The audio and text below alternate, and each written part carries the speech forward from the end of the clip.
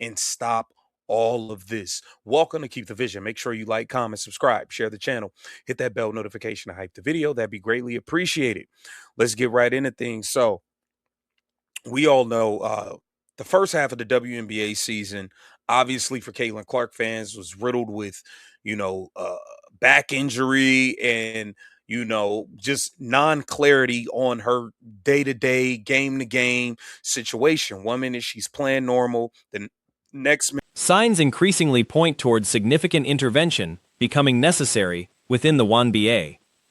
As the season moves into its second stretch, the opening half has been marked by controversy, unflattering media coverage, and an overall atmosphere resembling disorder rather than a functioning professional league. Questions have grown around Cathy Engelbert's ability to manage the role effectively, with indications suggesting Adam Silver may be preparing to take a more direct hand in league operations. His involvement in the situation between Caitlin Clark and Alyssa Thomas already suggested the commissioner wasn't fully in command of the circumstances. 1 minute she's playing normal, the next minute she's on a minutes restriction. The minutes restriction never comes off. Then she's off. I mean, it's just been a circus. All of the brutal attacks, all of the negative, nasty things that have happened throughout the league early on that is kind of taken away from the spotlight of some good basketball. And I don't think that this league can continue this way. It needs to actually perform like a professional business, which is why Adam Silver has already inserted himself. The unprofessional conduct displayed both on and off the court throughout the season's first half appears unsustainable heading into the second half, having carried through all the way to the All-Star break. There's growing expectation that Silver intends to address it directly. Getting into specifics, the season's opening stretch, particularly for followers of Caitlin Clark, involved considerable uncertainty surrounding a back injury and inconsistent messaging about her availability game to game. She'd appear healthy one moment, then face a minutes restriction the next, one that never seemed to lift before she was sidelined entirely. The unpredictability created a chaotic narrative. Numerous harsh incidents and negative storylines throughout the league's early season overshadowed genuinely strong basketball being played. He inserted himself. He's already stepped in on the Cathy Engelbert, Caitlin Clark situation, and that was just the beginning. He's gonna be full-fledged monitoring things. You see, they have the NBA replay center coming now. It's a lot going on, man. Cathy's not built for this, and we got to get into this article in the New York Times because it's saying, yeah, Cathy has brought some level. The business is thriving, but why can't she escape criticism? For one, the business Sustained operation under these conditions seems untenable.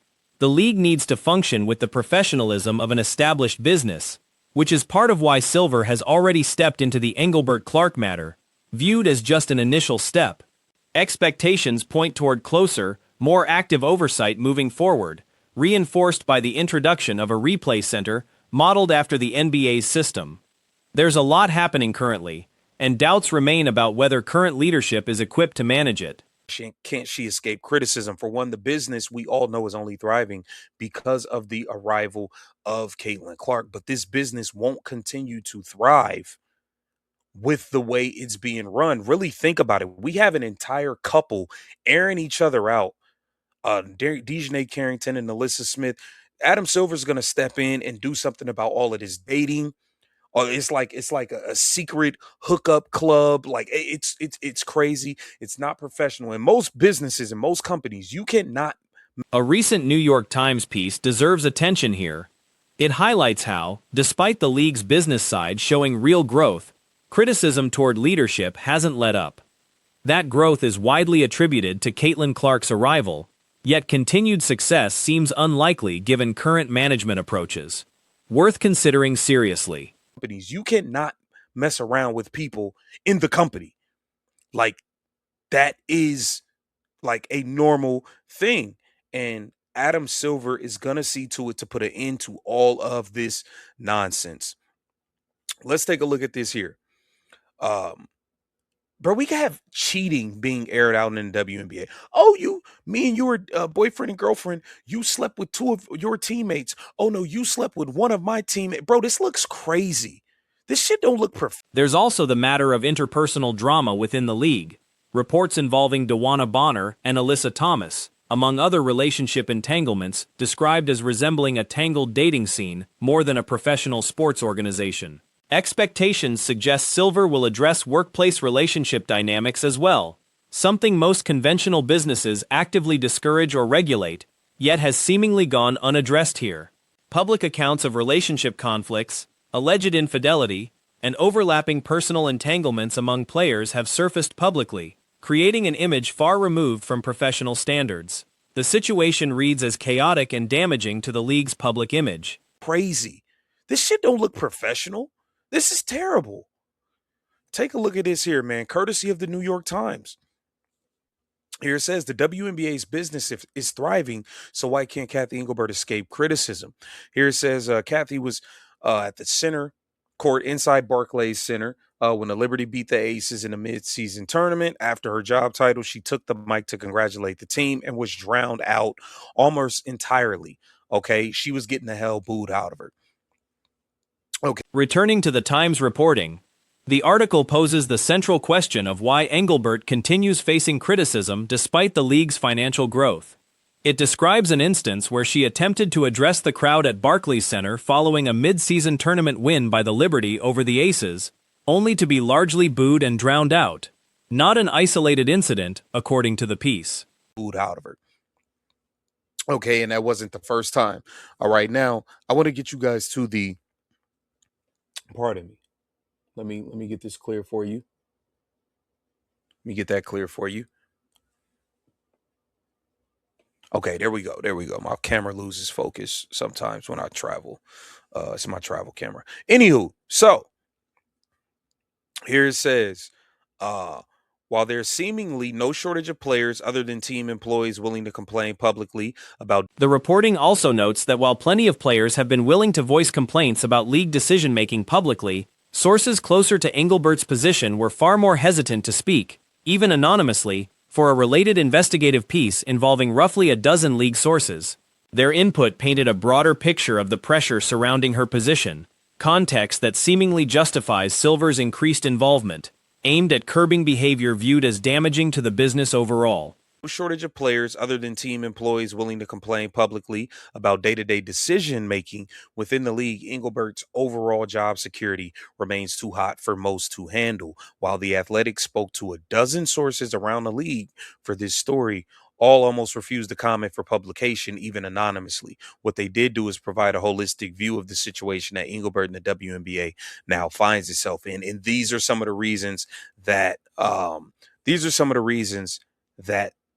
Adam Silver has had to insert himself, and one anonymous team official was quoted suggesting that if change is coming, it should happen decisively, otherwise clearer leadership needs to be established.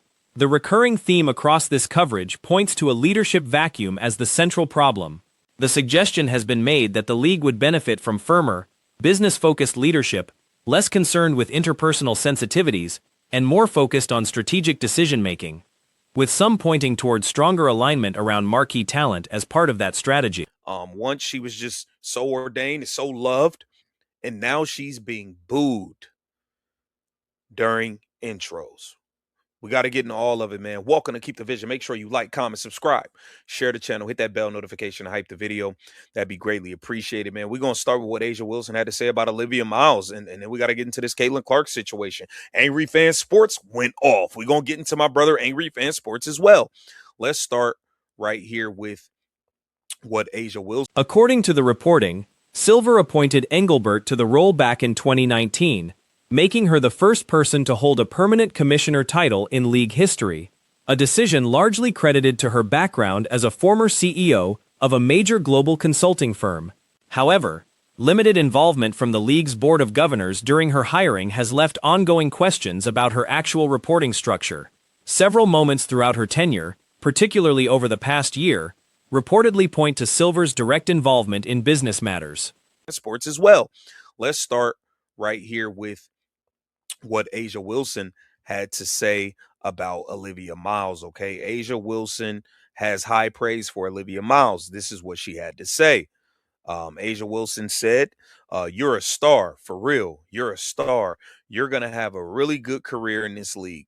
Now, I don't remember Asia Wilson ever saying anything like this to Caitlin Clark. I remember Asia Wilson being jealous and butthurt that Caitlin Clark's shoes was going to come out. I just remember her being jealous and butthurt about Caitlin Clark's sneakers and going on a. The piece notes Silver acknowledged not being directly present for collective bargaining negotiations, yet described playing a behind-the-scenes role regardless. More recently, he reportedly had involvement in the disciplinary review process following the widely discussed on-court incident involving Alyssa Thomas and Caitlin Clark, where physical contact near the throat became a major storyline. At a business summit event, when asked directly about the incident, Silver reportedly declined to comment, stating it wouldn't be fair to either player involved, calling that the real focus of the matter, a response that itself hinted at deeper involvement without confirming specifics. Was going to come out. I just remember her being jealous and butthurt about Caitlin Clark's sneakers and going on a whole victim campaign, crying her way for some sneakers to come out. I remember that. I don't remember Asia Wilson welcoming Caitlin with these open arms like she's doing with Olivia and like she did with Paige. Like, it's just so crazy how the person who's brought so much to the league right away, like that, gets no love, no praise, just hated for absolutely nothing from day one. I mean, Caitlin Clark was getting hated on. Broader sentiment continues to suggest Engelbert isn't suited for the leadership demands of the role, with calls for someone more focused on prioritizing the league's business interests. Additional relationship-related storylines involving players like Nneka Ogwumike and Dierika Hamby have added to concerns about public perception, seen as unhelpful for the league's image and business trajectory. With a global superstar now representing the league in Caitlin Clark, there's a clear opportunity to elevate its legitimacy. Yet recent missteps, including widely criticized All-Star Weekend events over the past couple of years, suggest intervention is overdue. I mean, Caitlin Clark was getting hated on from day one. They've done everything they can to turn fans against her. So much so, Caitlin Clark is being booed in the intros now. It's crazy, man. Disgusting. Setting scorer and one of the game's premier facilitators makes her third All-Star appearance from the Indiana Fever, Caitlin Clark. Further coverage highlights ongoing criticism of Engelbert's communication approach, amplified by players willing to speak candidly about their frustrations. While several players reportedly had limited direct interaction with her, tension became more publicly visible after Napheesa Collier addressed the situation candidly during an exit interview, referencing Caitlin Clark's circumstances directly, a moment widely discussed since. Altogether, the situation appears to be pushing Silver toward a more hands-on role in resolving ongoing instability within the league. Whether that intervention materializes fully remains to be seen, but the expectation continues building. Viewers are encouraged to share their own perspective on the situation in the comments. Caitlin Clark! This Dallas... They literally were booing, bro. How dare y'all boo the GOAT? Y'all have lost y'all mind, man. Y'all been brainwashed by this horrible job Cathy Engelbert's done. Y'all been brainwashed by these haters in the WNBA that are jealous. Y'all have been brainwashed into hating this girl who has done nothing to nobody. All she want to do, unlike majority of these other players, all she want to do is play basketball. Something strange is happening here. Aja Wilson has been showering praise on Olivia Miles, the kind of praise she's never once extended toward Caitlin Clark. It's an odd contrast considering Clark is arguably responsible for the financial boom the entire league is riding.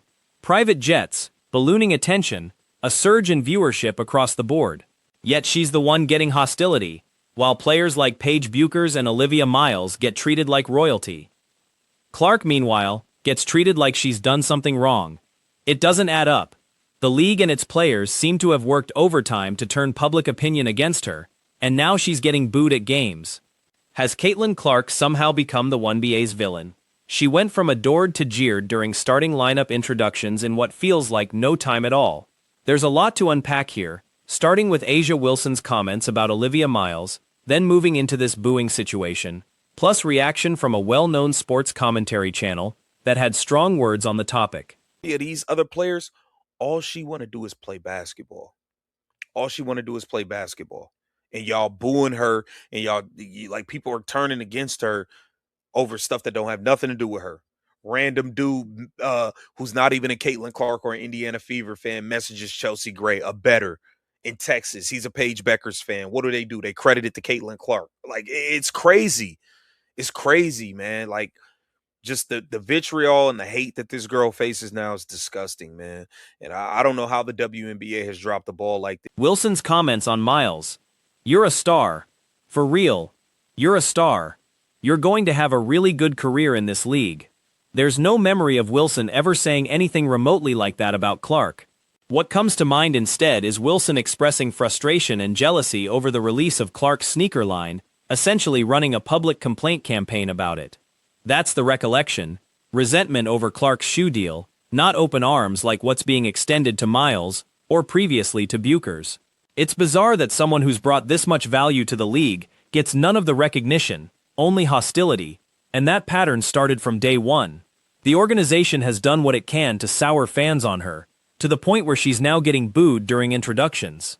Audible booing during that introduction. That reaction toward a top-tier talent is baffling. It reflects a fan base seemingly swayed by questionable league messaging and by resentment from other players. Clark, unlike a number of her peers, seems focused purely on playing the game. Yet she's facing backlash for things entirely unrelated to her actions, like an unrelated commentator who isn't even a Fever or Clark fan making an offhand remark about another player and having it somehow attributed to Clark's influence. The hostility she's facing at this point is hard to justify, and it's unclear how the league allowed this to escalate to booing during All-Star introductions. Like this, but now you have Caitlin Clark being booed at intros in All-Star games. Just a fucking joke, man. It's disgusting. My boy Angry Fan Sports, man, he was cooking on this All-Star game, bro. I was in the car listening to him. He went off. We got to get into what Angry Fan Sports had to say. If you have not already, go right here and subscribe to Angry Fan Sports. You already know. Let's get into what Angry had to say. Yo, shout out to everybody out there. Welcome to Angry Fan Sports. Subscribe. A well-known sports commentator had a lot to say about the same All-Star Game broadcast, having just finished watching the 2026 event. He noted surprise, since the previous year's showcase had been criticized for lackluster effort, too much focus on statement apparel, deep three-point attempts, and no real defensive intensity. He'd hoped for improvement this year, but that didn't happen. Only a handful of players appeared to actually compete, which he understood. Players are managing injury risk and playoff positioning in the second half of the season, and don't view the exhibition as high stakes. Still, from a fan's perspective, he pointed out that tickets alone run around $400 each, with many fans planning entire weekend trips around the event, factoring flights, hotels, and Yo, shout out to everybody out there. Welcome to Angry Fan Sports. Subscribe to the channel with the content. Wow. So I just finished watching the 2026 WNBA All-Star Game, man. I got to be honest with you, man. I'm kind of surprised because last year's All-Star Game was terrible. All right. The players were too worried about wearing pace what you always shirts than to actually play a game. They were all just shooting from deep. Wasn't nobody playing no defense. It was like a waste of time. And I would have thought they would have learned, and they didn't. You know what I mean? They didn't. I mean, only a couple of people really act like they wanted to. He then played several clips to illustrate the point. One showing a player taking an uncontested long-range shot with no defender nearby, prompting confused laughter. Another showed a player appearing to intentionally miss a shot in a way that looked like a deliberate lob to a specific teammate, rather than a real scoring attempt. He remarked that this is supposed to be a showcase of the league's top talent during the season's midpoint, and moments like this explain why casual viewers lose interest in women's basketball. He did credit one player, Dominique Malonga, for delivering a real highlight with a dunk during the game. Another sequence showed a defender making a steal attempt against Angel Reese without much resistance, followed by a blocked shot that seemed unopposed, with both players laughing about it afterward. He acknowledged the usual defense, it's an exhibition, players are just having fun, but pushed back on that framing given the price fans are paying to attend. Then a player went down on a play shortly after, needing help getting back up. The commentator called the overall product disappointing, and said the effort on display didn't match what an all-star showcase should look like. The response to his commentary was largely in agreement, the general consensus being that the level of play was well below expectations. Tying it together, Clark is getting booed during introductions, while the league appears to have mishandled the situation, and Wilson is offering praise to Olivia Miles that she never extended to Clark, despite Clark setting roughly 62 records during her rookie season. That praise apparently never came her way. Make of that what you will, feel free to share your thoughts.